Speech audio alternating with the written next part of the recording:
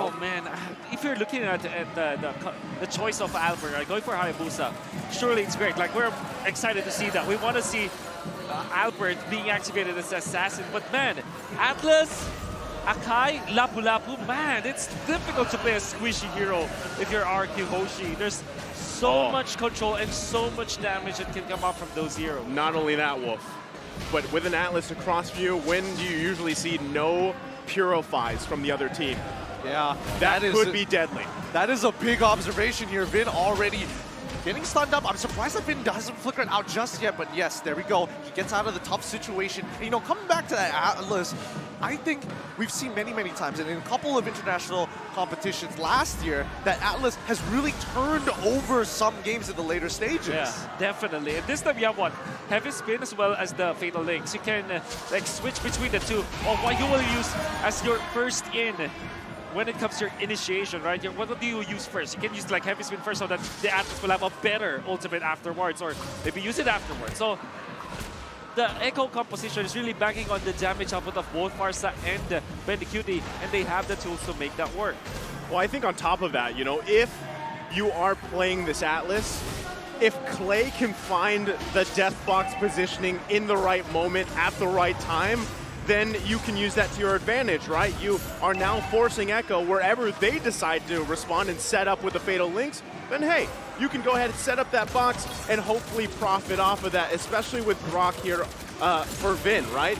We've seen it before, it can happen, but right now they've got to kind of check those boxes, and with the first turtle of the game coming up, Yaoi's not level 4 yet, so you're going to see this kind of unfold here. Yep, Furious dive coming in from R7. He's right on top of Kaltizi, forcing him to use his ultimate as soon as possible. And even Sanji really high up there with the Feathered Airstrike. Kaltizi all by himself in R7. Will find first blood. And here comes Yaoi getting into the middle of it, finds 3. But Sanji, he gets 1 already. Vin is so low, but they cannot get it. And now R7 with a double kill in the bag. Oh, great exchange from both teams. Echo starting with Sanford poking the Hayabusa, putting him low, forcing the Quad Shadow. But then again, Echo was forced to utilize Kaltizi's ultimate far too early. The reset was there for Rrq, and then of course damage coming up from Clay's ultimate afterwards. Fortunately for Echo, they have Yaoi's ultimate available there. He got level 4 just in time to pop the Flicker and the Fatal Links onto 3 members of Rrq,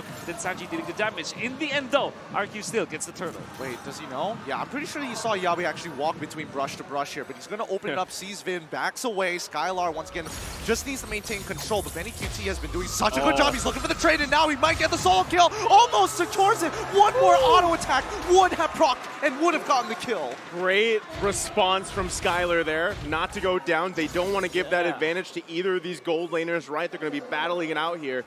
And we know, again, how scary carry can be, especially if you get those kills. But Yaoi, going to be the focus, gets out of here just fine. Still, again, Rrq holding on to a very minuscule gold lead. But, I mean, objectively, they're where they want to be, right? Yeah. Continue this up, farm up, and just keep responding, putting pressure around the map. And Skylar not flickering right at the get-go. It allowed him to also force the flicker onto Bendicuti. And the reason why he felt very tanky up until the end is because of the fact that the outer turret energy shields in the gold lane provide 30% damage reduction. And Skylar forcing another flicker and not dying kind of means that the bottom lane is still equalized. I'm more surprised you weren't freaking out that Sanji was about to die there. He gets, I mean, overall, Albert is putting quite a bit of pressure, and I would argue is even opening up a map to open up the map to a certain degree. But let's see down bot side, tier 1, the shields are getting farmed out for the time being, but Echo, as we mentioned before, just wants to focus on the farm. Yeah, I'm still wondering too, you know, the fact that there is no purifies here for Rrq. If they're just going to completely rely on their reaction time, right, to get out of danger or to have that, basically, I like to call it the athletic flicker out of those bad areas, right? Because, yes, if Yaoi holds on to it, oh, wait, Zephyr! He actually flies clean. He's going to get this kill, but no, the real one manipulation gives him a shield. He ends up dying regardless. Feathered Airstrike now putting R7 out of this fight. Black Dragon form in the middle of it. Is he really willing to play with death? Shaw Residue already propping Sanji from this form, but the backline now in trouble. Kartizi ends up dying. Quad Shadow into the Shadow kill by Albert. He's still alive. Vin, what can he do? Forced to flicker out of there. 2-for-1 trade in favor of Echo. Oh, man, Echo. That was against Sanford opening up the backlines. Previously, in the first turtle fight, it was against Albert, but this time it was against Clay. Even after the flicker coming out from Clay, we know the one-shot potential coming out from the Lapu Lapu to take out the Eve. Eventually, the follow-up of Yawi allowed for Echo to win the battle afterwards.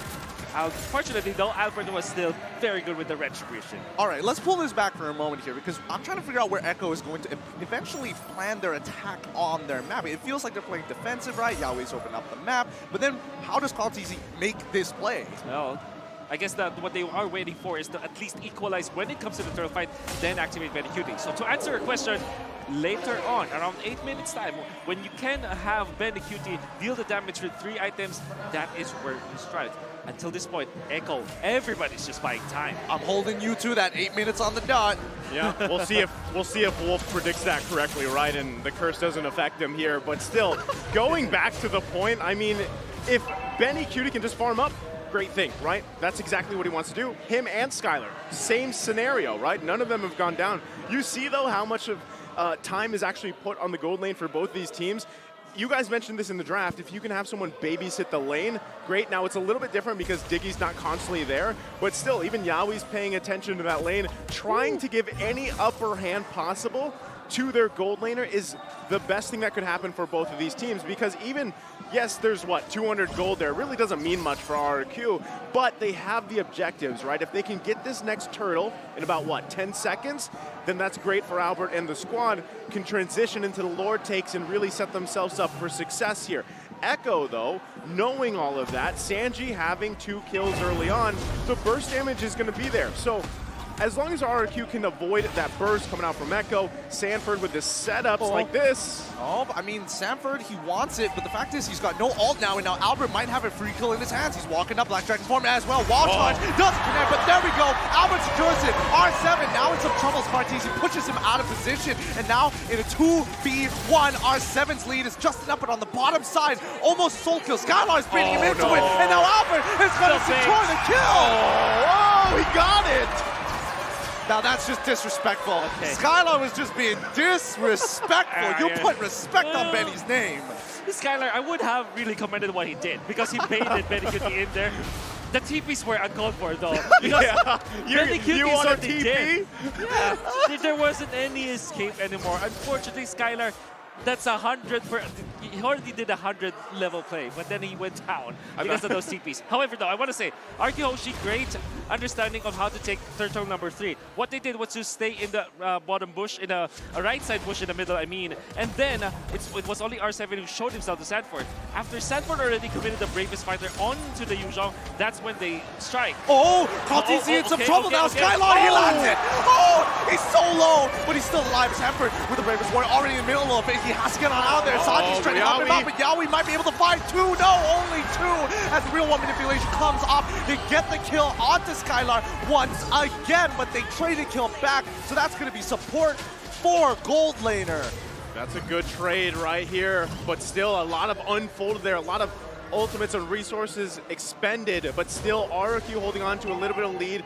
1.6k. Wolf, how's it looking in terms of items? Okay, so we're looking at Skylar just picking up all the important items like Blade of Desert eventually into his second damage item, but he needs a Wind of Nature. Now that is also true with this Benikuti carry. So far, we know that they wanted to activate it at 8 minutes, right?